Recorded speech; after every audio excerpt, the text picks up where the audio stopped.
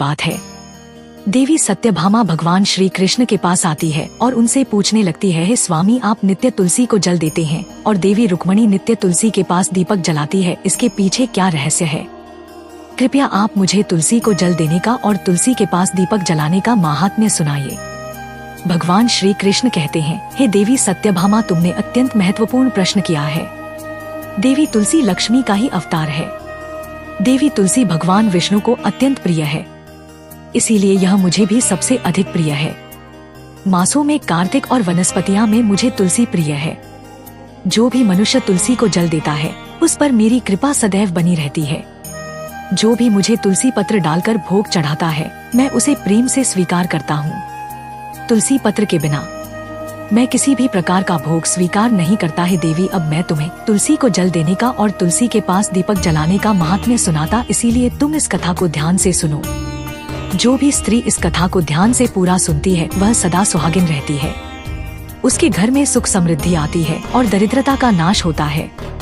देवी सत्यभामा कहती है, हे स्वामी, मैं इस कथा को ध्यान से पूरा सुनूंगी।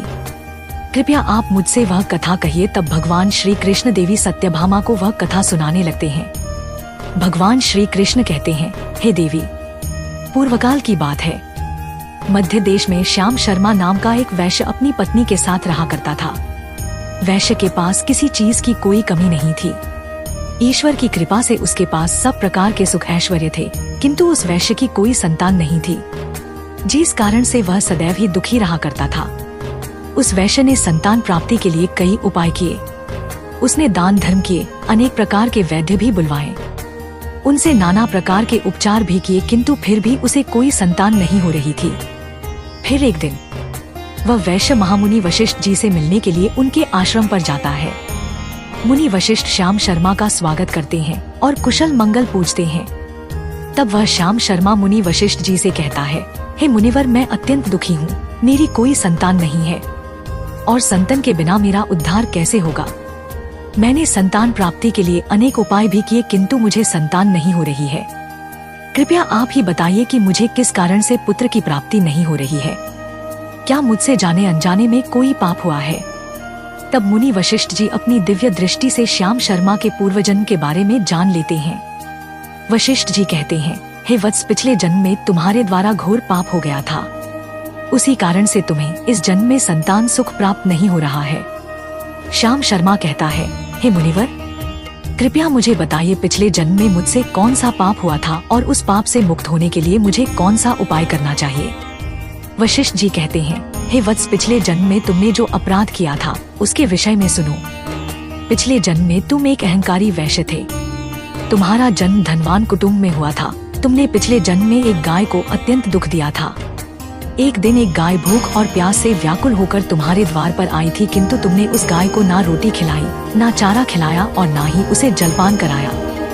तुमने बड़ी ही निर्दयता से उस गाय को अपमानित करके घर से निकाल दिया। उस गाय ने अभी अभी बछड़े को जन्म दिया हुआ था और भूख से व्याकुल होने के कारण वह गाय वहीं पर मूर्छित होकर गिर पड़ी और उस दिन वह अपने बछड़े को दूध नहीं पिला पाई, इसलिए उसी गाय ने तुम्हें श्राप दे दिया था।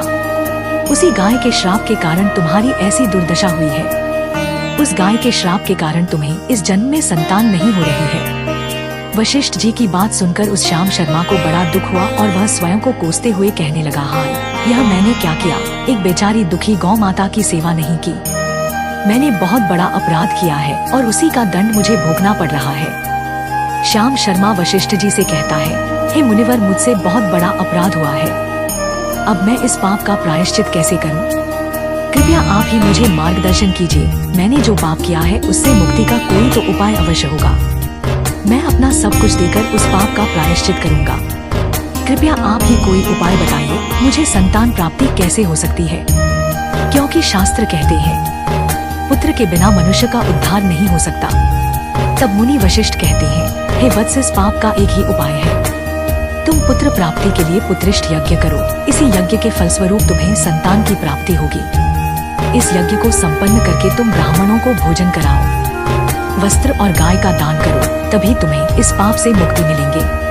तब श्याम शर्मा वशिष्ठ जी को धन्यवाद देते हुए कहता है, हे मुनिवर, आपका कोटि कोटि धन्यवाद। मैं आपके कहे अनुसार अवश्य ही पुत्रेष्ठी यज्ञ करूंगा और ब्राह्मणों को गायों का दान करूंगा। इतना कहकर वह श्याम शर्मा शीघ्रता से अपने घर पर लौट आता है और अपनी पत्नी को सारी हकीकत सुनाता है। फिर वे दोनों ही पुत्रेष्ठ यज्ञ की तैयारी करते हैं। अनेक ऋषि मुनियों को निमंत्रण देकर वह श्याम शर्मा पुत्रेष्ठ यज्ञ संपन्न करता है और उन ऋषि मुनियों तथा ब्राह्मणों को गाय का दान करता है।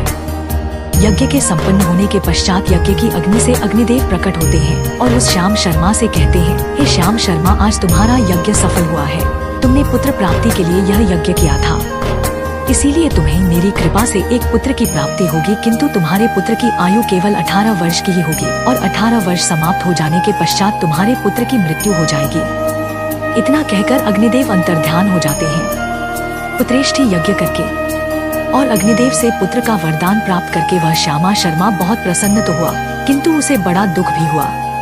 श्याम शर्मा ने सोचा, पुत्र न होने से अच्छा है कम आयु वाला पुत्र ही ठीक है।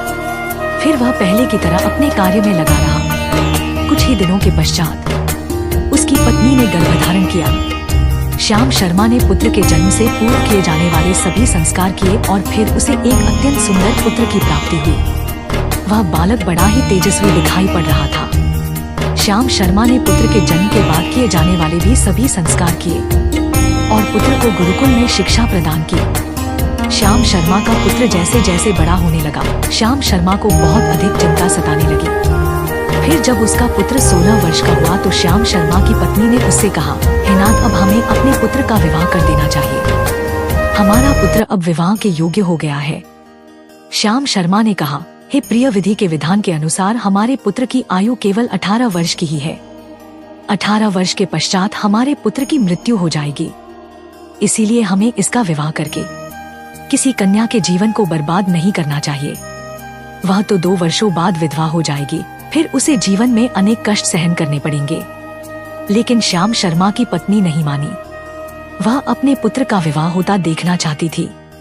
श्याम शर्मा की पत्नी कहती है, हे नाथ, कुछ भी हो, मैं अपने पुत्र को अविवाहित मरते हुए देख नहीं सकती।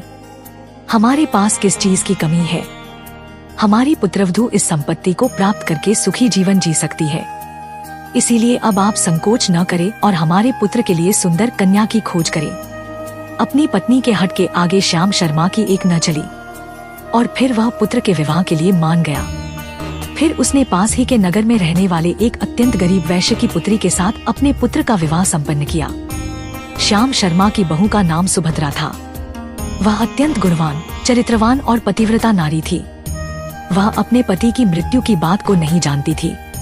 सुभद्रा नित्य अपने सास, ससुर और अपने पति की सेवा करने लगी। वह सभी के साथ बड़े प्रेम से रहती और कभी किसी की आज्ञा का उल्लंघन नहीं करती थी। उसने अपनी मधुर वाणी और कार्य कुशलता से सभी के मन को जीत लिया। इस प्रकार से 2 साल बीत गए और फिर वह समय निकट आ गया जब श्याम शर्मा के पुत्र की मृत्यु होने वाली थी। श्याम शर्मा को बड़ा भय लगने लगा। फिर एक दिन उसने अपनी बहू को बुलाया और उससे क्षमा मांगते हुए कहने लगा, हे बहू, तुम मुझे क्षमा कर देना, मैंने तुम्हारे साथ बड़ा अन्याय किया है। सुभद्रा ने कहा, हे ससुर जी, आप ऐसा क्यों कह रही हैं? आप मुझे क्षमा मांगकर लज्जित न कीजिए। मैं आपसे छोटी हूँ, आपकी पुत्री के समान हूँ। कृपया आप संकोच न करते हुए आपके मन में जो भी बात है वह कहिए। मैं आपकी आज्ञा का पालन अवश्य करूँगी। फिर श्याम शर्मा कहने लगा, हे पुत्री, तुम कल्याणी हो, तुम एक महान पतिव्रता हो, किंतु मेरे पुत्र के साथ तुम्हारा विवाह होने से पूर्व मैंने तुमसे एक बात छिपाई है। हमें पुत्र की प्राप्ति पुत्रेष्ठी यज्ञ करने के बाद हुई थी और अग्निदेव ने हमें यह कहते हुए पुत्र प्राप्ति का आशीर्वाद दिया था कि हमारे पुत्र की आयु केवल 18 वर्ष की होगी। 18 वर्ष के बाद हमारे पुत्र की मृत्यु हो जाएगी। आपकी पुत्रवधू में कभी विधवा नहीं होगी। सुनकर सुभद्रा ने कहा, पुत्र के प्राणों की रक्षा मैं करूंगी। बस मुझे एक दीपक, जल का घड़ा और एक गाय लाकर दीजिए कि मेरे पति के प्राणों की रक्षा इन्हीं से होगी। सुभद्रा की बात सुनकर श्याम शर्मा को बड़ा आनंद हुआ और वह कहने लगा, हे बहू, जैसी तुम्हारी इच्छा मैं तुम्हें वह सब चीजें लाकर देता हूँ। इतना कहकर श्याम शर्मा ने अपनी बहू को वह तीनों चीजें लाकर दी। फिर जब वह दिन निकट आ गया जिस दिन सुभद्रा के पति की मृत्यु होने वाली थी, उस दिन सुभद्रा ने सुबह उठते ही तुलसी को जल चढ़ाया और उसे प्रणाम करते हुए तुलसी के पौधे पर एक चुनरी बांध दी और तुलसी माता से प्रार्थना की, हे तुलसी माँ, मैं आपको चुनरी चढ़ा रही हूँ, कृपया अब तुम ही मेरे सुहाग की रक्षा करना। फिर सुबह के समय यमराज का एक दूत श्याम शर्मा के पुत्र के प्राण लेने के लिए उसके घर पर आ गया। जैसे ही वह घर में प्रवेश करने लगा तब तुलसी के पौधे ने उसे रोक दिया और कहा, है यमदूत, इस घर में निवास करने वाली स्त्री ने मुझे चुनरी चढ़ाई है और इसीलिए अब इसके सुहाग की रक्षा मैं कर रही हूँ। तुम इसके घर में प्रवेश नहीं कर सकते। इतना कहकर तुलसी ने यमराज के उस दूत को घर में जाने से रोक दिया। वह दूत भयभीत होकर सुभद्रा के पति के प्राण लिए बगैर ही यमपुरी लौट गया। यमपुरी में जाकर उसने यमराज से कहा, है धर्मराज, मैं धरतीलोक पर एक पुरुष के प्राण लेने के लिए गया था, किंतु तुलसी के पौधे ने मेरा रास्ता रोका। उस तुलसी के पौधे के कारण मैं घर में प्रवेश नहीं कर पा रहा हूँ। इस बात पर यमराज को बड़ा क्रोध आ गया। फिर उन्होंने अन्य 2 दूतों को बुलाया और कहा, है दूतों, तुम अब शाम के समय सुभद्रा के घर पर जाओ। जब तुलसी का पौधा सो रहा होगा तुम उसके पति के प्राण लेकर यमलोक आ जाओ। फिर शाम के समय यमराज के 2 दूत सुभद्रा के घर की ओर निकल पड़े। सुभद्रा ने शाम होते ही तुलसी के पास एक दीपक जला दिया और उससे प्रार्थना की, हे दीपक, अब तुम ही मेरे पति के प्राणों की रक्षा करो। यम के दूत मेरे पति के प्राण लेने के लिए आ रहे हैं। फिर शाम हो गई। तुलसी का पौधा सो गया और यमराज के 2 दूत सुभद्रा के घर के सामने आकर खड़े हो गए और सोचने लगे, अब तो इस मनुष्य के प्राण लेकर ही हम यमपुरी लौटेंगे। जैसे ही यम के दूत सुभद्रा के घर में प्रवेश करने लगे तब तुलसी के पास लगाए हुए दीपक ने उनका रास्ता रोक दिया और कहा, है दूतों, तुम अब इस सुभद्रा के पति के प्राण नहीं ले जा सकते। उस स्त्री ने मुझे प्रज्वलित करके उसके पति के प्राणों की रक्षा करने की प्रार्थना की है, इसलिए अब मैं उसके पति के प्राणों की रक्षा कर रहा हूँ। इसलिए तुम आज उसके पति के प्राण नहीं ले जा सकते। तुम यहीं से लौट जाओ, नहीं तो मैं सब कुछ जलाकर भस्म कर दूंगा और मेरी अग्नि में तुम दोनों भी जलकर भस्म हो जाओगे। उस दीपक की बात सुनकर यमराज के दोनों दूत अत्यंत भयभीत हो गए और फिर से लौटकर यमराज के पास चले गए।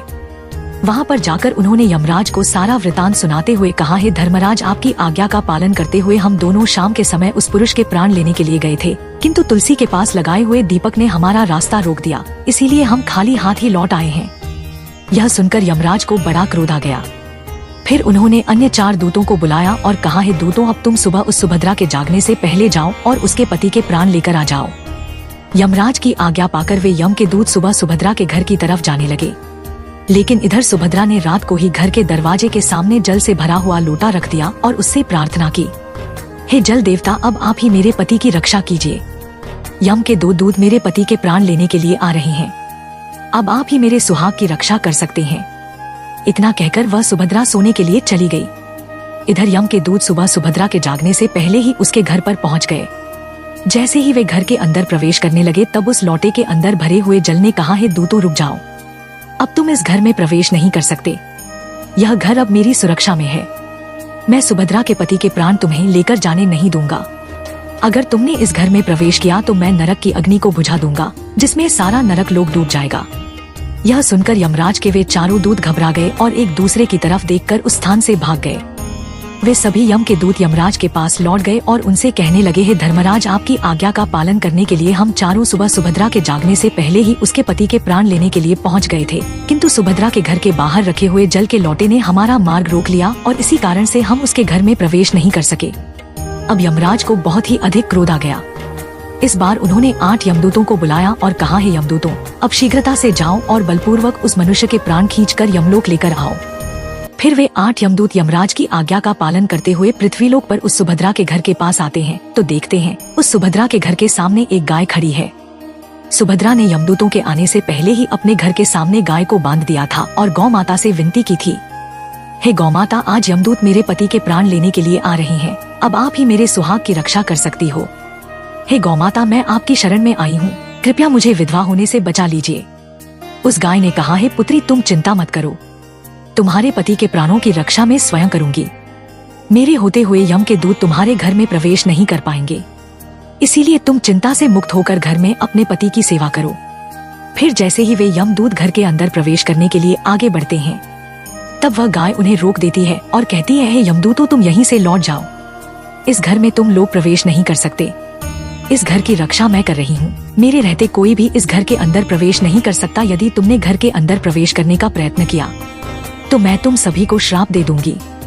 अगर तुम्हें इस घर के अंदर प्रवेश करना है तो तुम्हें पहले मेरे प्राण लेने पड़ेंगे और तुम सभी को गौ हत्या का पाप लगेगा, जिसका कोई प्रायश्चित नहीं है। वहाँ पर उपस्थित सभी यमदूत गाय के द्वारा श्राप देने की बात सुनकर भयभीत हो गए। वे जानते थे कि गाय के द्वारा दिए गए श्राप से कोई मुक्त नहीं कर सकता और गौ हत्या तो संसार का सबसे जघन्य अपराध और महापाप है, जिसका कोई प्रायश्चित भी नहीं है।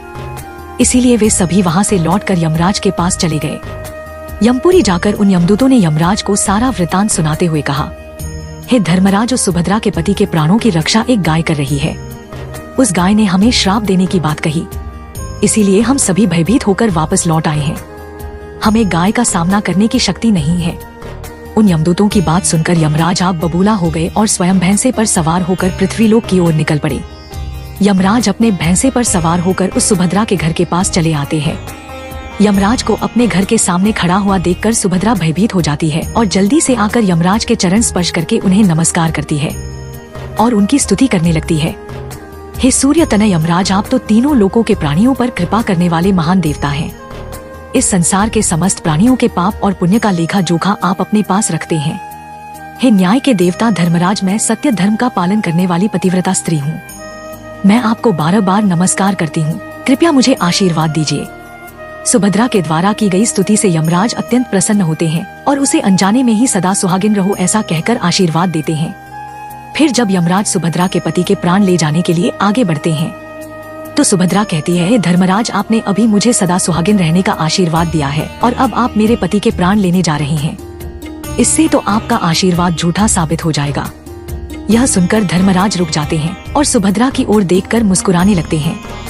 सुभद्रा के निर्मल हृदय और अपने पति के प्रति समर्पण भाव को देखकर यमराज अत्यंत प्रसन्न होते हैं। सुभद्रा की ओर देखकर यमराज कहते हैं, हे पुत्री, आज तुमने साक्षात मृत्यु को ही पराजित किया है। मैं तुम्हारे पतिव्रता धर्म से अत्यंत प्रसन्न हूँ। अब मैं तुम्हारे पति के प्राण बख्श देता हूँ। तुम्हारी जो भी मनोकामना है वह मुझसे मांग लो। तब सुभद्रा ने कहा, हे धर्मराज, मैं अपने पति के लिए 100 वर्ष की आयु मांगती हूँ। मेरे लिए मेरे पति ही परमेश्वर है। मैं अपने पति को छोड़कर जीवित नहीं रह सकती, इसीलिए आप मुझे यही वरदान दीजिए। तब यमराज प्रसन्न होकर कहते हैं, तथास्तु।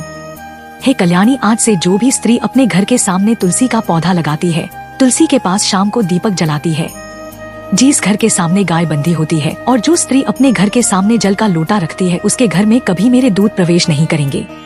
इतना कहकर यमराज उस स्थान से अंतर्ध्यान हो जाते हैं। भगवान श्री कृष्ण कहते हैं, हे देवी, इस प्रकार से उस सुभद्रा ने अपने पतिव्रता धर्म का पालन करके उसकी मृत्यु को टाल दिया था। इसीलिए जो भी स्त्री अपने घर के सामने तुलसी का पौधा लगाती है, रोज शाम को तुलसी के पास दीपक जलाती है, उसके घर में मृत्यु प्रवेश नहीं करती है। जिस घर के सामने गाय बंधी होती है, उस घर में कभी दुख दरिद्रता नहीं आती है। जो स्त्री अपने घर के सामने जल से भरा हुआ लोटा रखती है, उसके घर में कभी शोक नहीं होता है। तो दोस्तों, इस प्रकार से भगवान श्री कृष्ण ने देवी सत्यभामा को तुलसी के पास दीपक जलाने का महत्व सुनाया है। आपको यह कथा कैसी लगी कमेंट करके अवश्य बताएं। जानकारी अच्छी लगी तो वीडियो को लाइक जरूर करें और कमेंट में जय श्री कृष्ण अवश्य लिखें। साथ ही चैनल को सब्सक्राइब करना न भूलें। आप सभी का धन्यवाद।